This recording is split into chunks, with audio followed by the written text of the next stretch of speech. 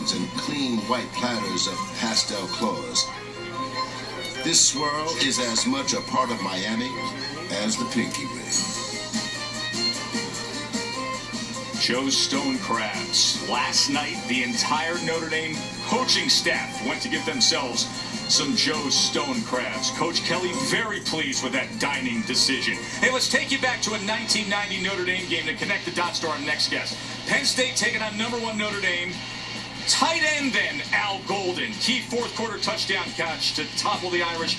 And 21 years later, he would take over the U. Coach, good to have you with us here on the set at South Beach. Always nice to see those highlights, huh? It is. You get paid to do this right here?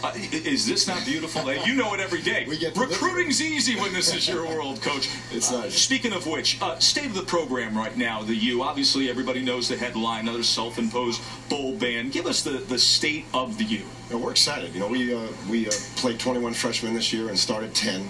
We won the Coastal Division for the first time in our history in the Atlantic Coast Conference. We have a good group obviously coming back, and our quarterback, I thought at the end of the year, was playing as good as anybody, Stephen Morris. The last 4 games, we averaged 40 points a game on offense.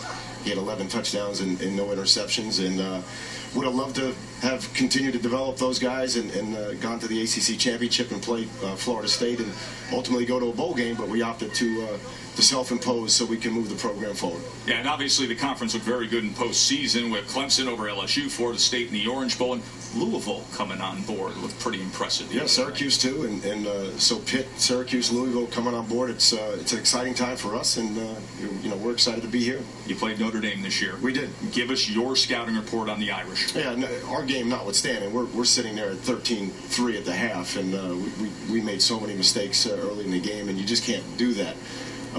Coach Kelly, I think he's done a phenomenal job because the system is the star right there, Joe. They're a very unselfish team. They're a tough team. They're a disciplined team. They don't beat themselves.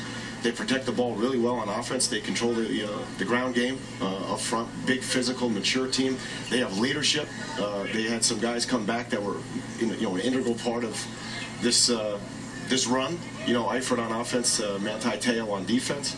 And that front seven on defense, now that's as good as advertised. They do not give up explosive plays. Allows Coach Diaco's done a great job defensively, filling in some holes with the defensive backfield. If you're Diaco, if you're Brian Kelly, and you're putting a game plan together for Alabama, what's it look like? You're going to get me in trouble here, but I think the biggest thing is to stick with what they've done. Trust that front seven. Stay in those 7-man fronts. Make Alabama get you out of those 7-man fronts.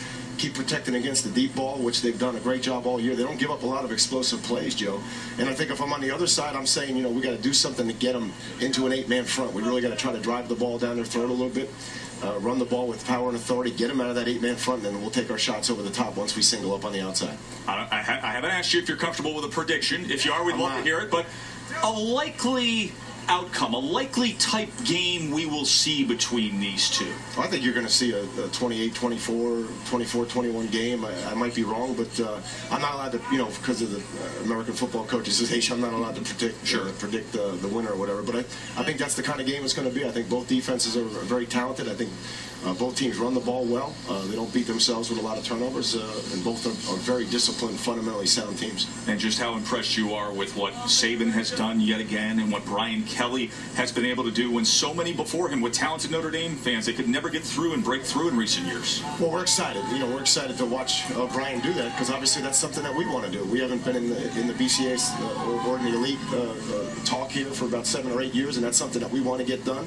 I think this shows our guys it doesn't need to be 4 or 5 years away. We need to get going on it, and I think all of us as coaches have nothing but a great deal of respect for Coach Saban, his staff, and what they've done at the University of Alabama, and obviously it's our jobs to take 1 or 2 or 3 players away from him every year and make sure we get Al, good to be with you. Thank you, Joe. Nice visit here on College Football Live. The U's head coach, Al Golden. Much more to come from South Beach when we return.